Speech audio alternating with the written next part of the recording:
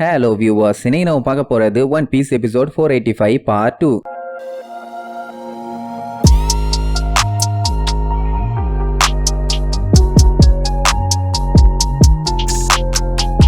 Open பண்ணா போன பாட்டுல பிளாக் பியர்டு அவன் ஆளுகள்லாம் ஒன்னா சேர்ந்து கண்ணா பின்னான்னு கண்ணை வச்சு சும்மா டம்மு டம்மு டம்மு டம்முன்னு சுட்டு தள்ளானுங்கல்ல. பிளாக் பியர்டுக்கு செம சந்தோஷம், ஒயிட் பியர்டால எதுவும் பண்ண முடியலன்னு புல்லட்டாலேயே அவனை நிரப்புங்கன்னு சொல்லி கண்ணா பின்னான்னு சுடுவான். இருந்தாலுமே ஒயிட் பியர்டு அசைற மாதிரி இல்ல, அப்படியே கன்னு மாதிரி சுடுறதெல்லாம் வாங்கிட்டே நிப்பாரு. அவரோட பைரட்ஸுங்கெல்லாம் அங்க பாப்ஸ்ன்னு கதறுவானுங்க. கண்ணெல்லாம் நிறைய பேர்த்துக்கு செவந்து போச்சு, அத்தனை பேருமே அங்க அழுதுட்டு இருக்கானுங்க. ஆனா ஒயிட் பியர்டு ஐயோ அம்மான்னு கத்தல, பயந்து ஓடல, எதுவுமே பண்ணல, அப்படியே கண்ணை மூடுவாரு. அந்த டைமுங்கும் போது கடைசியா கோல்டி ரோஜர் கிட்ட பேசின அந்த பிளாஷ்பேக் மைண்டுக்கு வரும். அதாவது Gol D Roger already Whitebeard கிட்ட தெளிவா சொல்லிட்டாரு, ஒரு நாள் இல்ல ஒரு நாள் நான் சாக போறேன்னு. ஆனா அது எப்ப என்னன்னு தெரியல, ஆனா டைமை பொறுத்தது. அவங்க உட்கார்ந்து சாப்பிட்டுட்டு இருக்க இடம் அப்படியே பிங்கிஷா இருக்கும். இந்த இடத்த பார்த்தாலே அந்த கமபக்கா கிங்டமோட வைப்பு தான் வருது. உங்களுக்கு இது எந்த இடம்னு தெரிஞ்சா கீழே கமெண்ட் பண்ணுங்க. ரெண்டு பேருமே நல்லா ஜாலியா உட்கார்ந்து சாப்பிட்டுட்டே தான் பேசிட்டு இருப்பாங்க. அப்ப நம்ம ரோஜர் நான் எப்படி அந்த ராஃப்டலுக்கு போனேன்னு சொல்லுமான்னு கேட்பாரு. ஆனா ஒயிட் பியர்டு எனக்கு அதெல்லாம் இன்ட்ரெஸ்டே இல்லைன்னு சொல்லிடுவாரு. அதான் அந்த கிராண்ட் லைனோட கடைசியா இருக்க தீவு பேரு தான் ராஃப்டல், அங்கதான் ஒன் பீஸ் இருக்குது. அதை கேட்டதுக்கு தான் ஒயிட் பியர்டு எனக்கு அதுல இன்ட்ரெஸ்ட் இல்லைன்னு சொல்றாரு. உடனே ராஜா இருந்துகிட்டு என்னை இப்பெல்லாம் கவர்மெண்ட் ஆளுங்க எப்படி கூப்பிடுறாங்கன்னு தெரியுமா,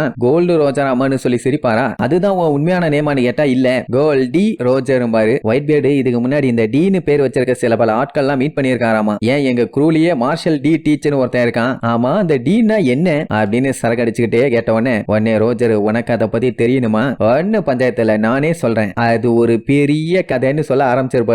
இப்படி அதெல்லாம் யோசிச்சு பார்த்துக்கிட்டு அப்படியே கண்ணு மூடி நிப்பாரு. இங்க இவனுக்கு சுடுறதா ஸ்டாப் பண்ணிடுவானுங்க. இந்த பிளாக் பியர்ட் எல்லாம் என் கண்ணுல புல்லட் தீந்து போச்சு, வேற கண்ணை கொடுக்கடான்னு கத்துவான். அந்த ஜெயில் மேனேஜர் பார்த்துட்டு இனிமேட்டெல்லாம் எதுவும் பண்ண வேண்டாம், ஆல்ரெடி ஒயிட் பியர்டு கான்சியஸை இழந்தாச்சு, இனி நீ ஒரு வேர்ல வச்சு தொட்டினா போதும் மனுஷன் போட்டுன்னு போயிருவானே கிண்டல் பண்ணுவானா. அந்த டைம் தான் ஒயிட் பியர்டு சுமார் ரகடா அப்படியெல்லாம் இல்லடா கண்ணாம்பாரு, அவ்வளவுதான் அத்தனை பேரும் ஆடி போயிருவானுங்க. ஏண்டா ஒரு மனுஷனை 9 பேர் ரவுண்டு கட்டி அடிக்கிறதா வீரமாடா. ஆமா அந்த பிளாக் பியர்டு இந்த மாதிரி காவாலி பாயதானே, அவனுக்கு பயங்கரமான ஷாக்கு, எப்படி நீ உயிரோட இருக்கன்னு கேட்பான். உடனே ஒயிட் பியர்டு சம்பந்தமே இல்லாம கோல்டி ரோஜர் வெயிட் பண்ணிட்டு இருக்கிறது உனக்காக இல்ல டீச்சு, யாரு ஒருத்தர் ரோஜரோட விருப்பத்தை உள்வாங்கி இருக்காங்களோ அப்படின்னு சொல்லி ஏசோட அந்த நெக்லஸ்ல இருக்க அந்த ஒரு பீஸ கையில வச்சு அப்படியே மடக்குவாரு. அதாவது ஏசுக்குள்ள அந்த லட்சியம் இருக்காமா, என்னதான் ஒருத்தனோட பிளட் பாண்டிங்க உடைச்சாலும் உங்களால அவனுக்குள்ள எரிஞ்சுகிட்டு இருக்க அந்த நெருப்பு அணைக்க முடியாது அப்படின்னு நம்ம லூஃபியை பத்தி தான் சொல்லுவாரு. அந்த டைம் அங்க லூஃபியை தூக்கிட்டு ஓடுவாங்க. பையன் இன்னும் அந்த ஷாக்ல இருந்து வெளியே வரலாம், அப்படியே தான் உறைஞ்சு போய் இருப்பான். என்னைக்கு சரியாவானோ தெரியல, காலங்காலமா இந்த மாதிரி லட்சியங்கள் தான் உடையாம வந்துட்டு இருக்கு. கண்டிப்பா ஃபியூச்சர்ல ஒரு நாள் 100 வருஷ வரலாறு அவனோட தோல்ல தூக்கி போட்டுட்டு வருவான். அப்படி இந்த உலகத்துக்கு முன்னாடி வந்து நிக்கும் போது சென்கோக்கு நீ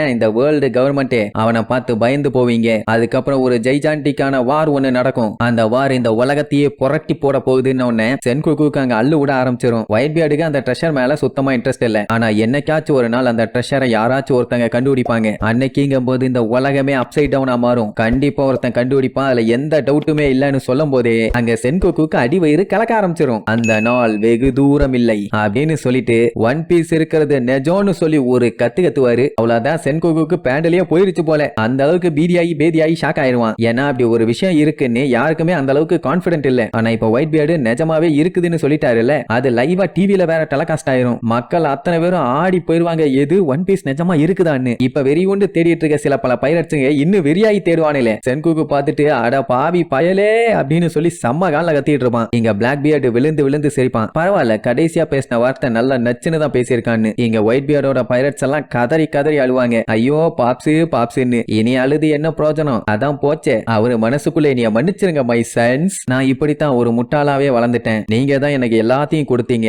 ஆனா இது எனக்கான ஒண்ணுதான் அப்படின்ட்டு அவரோட பழைய விஷயத்தெல்லாம் யோசிச்சு பாப்பாரு. என்னன்னா மனுஷன் ரொம்ப நாளா கடல்ல டிராவல் பண்ணிட்டு இருக்காரு, ஒண்ணுமே இல்லாம வந்து அதுக்கப்புறம் ஒயிட் பியர்ட் பைரட்ஸ்னு ஒரு பெரிய குடும்பமாவே மாறுச்சு. அதெல்லாம் கடல்ல ஒரு செம டிராவல், அந்த நாட்களை நான் என்னைக்குமே மறக்க மாட்டேன் அப்படின்னு அவங்க கூட இருந்த விஷயத்தை தான் பெருமையா யோசிச்சுட்டு இருப்பாரே தவிர தங்கம் வயிறோன்னு எதை பத்தியுமே யோசிக்கல. ஏன்னா மனுஷன் சின்ன வயசுல இருக்கும் போதே அவங்க கூட இருக்க பைரட்ஸுங்க எல்லாம் ட்ரெஷரை பார்த்து அவ்வளவு என்ஜாய் பண்ணுவானுங்க. ஆனா இவருக்கு அதுல சுத்தமா இன்ட்ரெஸ்டே இருக்காது, ஜாலியா கடலை தான் ரசிச்சுட்டு இருப்பாரு. உடனே கூட இருக்கவனுங்க எல்லாம் காரிட்டு துப்புவானுங்க, என்னையா பைரட் நீ, ட்ரெஷரை பிடிக்காத பைரட் இந்த உலகத்துல இருக்கானான்னு வேற கேட்பானுங்க. அப்ப அவர் இருந்துகிட்டு எனக்கு இதுல எல்லாம் இன்ட்ரெஸ்ட் இல்ல, சின்ன வயசுல இருந்தே எனக்கு ஒரே ஒரு விஷயம் தான் வேணும், அது அதுக்காக தான் நான் ஆர்வமா காத்துட்டு இருக்கேன் பாரா. அப்படி என்ன அது ட்ரெஷரை விட பெரிய விஷயம், கொஞ்சம் சொல்லு கேப்போம் பாங்க. உடனே அவரு எனக்கு தேவை ஃபேமிலி பாரு. அம்பிட்டு பேரும் விழுந்து விழுந்து சிரிப்பானுங்க ஃபேமிலி ஆண்டான்னு சொல்லி. அப்புறம் என்ன நான் உங்க எல்லாத்தையும் விட்டு போறேன் மை சன்ஸ், நல்லபடியா இருங்கன்னு சொல்லிட்டு மனுஷன் அப்படியே ஃப்ரீஸ் ஆயிருவாரு. அதாவது உடம்ப விட்டு உசுர் போயிருச்சு. அட கையில நம்ம ஏஸ் நெக்லஸோட ஒரு வீடு வச்சிருந்தாருல அது கீழே விழுந்துருச்சு. இங்க வேகமா ஓடிட்டு இருந்த ஜிம்பை சட்டன நின்னு ஒயிட் பியர்டுன்னு சொல்லி ஃபீலிங்கோட திரும்பி பார்ப்பான். அங்க மகன்னு சொன்ன அத்தனை பேருமே கதறி கதறி அழுதுட்டு இருப்பானுங்க. இப்படி ஒரு சம்பவம் நடக்கும்னு அவங்க கொஞ்சம் கூட எதிர்பார்க்கவே இல்லை. இங்க பிளாக் பியர்டுக்கு என்ன ஷாக்குன்னா அவன் செத்து போயிட்டான், அப்புறம் எப்படி நின்னுட்டு இருக்கான் அப்படின்ட்டு மிரண்டு போய் பார்த்துட்டு இருப்பான். அவ்வளவு நேரம் யுத்த களமா இருந்த அந்த இடம் ரத்த களமா மாறி இப்ப சோகமா மாறிடுச்சு. ஏன்னாதான் ஒயிட் பியர்டு செத்துட்டாலும் அவரோட பாடி இன்னும் கொலாப்ஸ் ஆகல. நம்ம ஒயிட் பியர்டோட பாடியில எத்தனை காயங்கள் இருக்குன்னு தெரியுமா? சொன்னா ஷாக் ஆயிருவீங்க. ஏன்னா அடுத்தடுத்து ஒவ்வொரு அடியையுமே ஆடாம அசையாம நின்னு வாங்கியிருக்காரே மனுஷன். அது எல்லாத்தையுமே இப்ப தனித்தனியா கணக்கு பார்த்தோம்னா உடம்புல கத்தியால வெட்டுப்பட்டது மட்டும் 267 காயங்கள், கன்னால ஆன காயங்கள் 152. இதை விட ஹைலைட் கெனானால 46 டைம் சுட்டிருக்கானுங்க. ஆனா இன்னுமே மனுஷன் சும்மா கில்லி மாதிரி நின்னுட்டு இருக்காரு. அதான்டா ஒயிட் பியர்டு. எவ்வளவு சண்டை போட்டாலும் எவ்வளவு பஞ்சாயத்து வந்தாலும் திரும்பி முதுக காமிச்சு ஓடலையே, எல்லா அடியையும் நெஞ்சில தானே வாங்கினாரு. அதுக்கு உதாரணமா அவரோட முதுக காட்டுறாங்க, ஒரு சின்ன வெட்டு கூட இல்ல. அதான்டா ஒரு தலைவனோட தகுதி. கடைசியில ஒயிட் பியர்டை போட்டு தள்ளிட்டாங்க. Rest in peace white beard. யாரெல்லாம் அவருக்காண்டி ஃபீல் பண்றீங்களோ ஒரு பிளாக் கலர் ஹார்டின் போட்டு கீழே கமெண்ட் பண்ணுங்க. அவன் மனுஷன் நின்னு அடி வாங்கியிருக்காரு. சோ அப்படி நம்ம ஒயிட் பியர்டோட முதுகுல இருக்க லோகோவை காமிச்சு இந்த எபிசோடுக்கு எண்டு கார்டு போட்டு முடிக்கிறாங்க.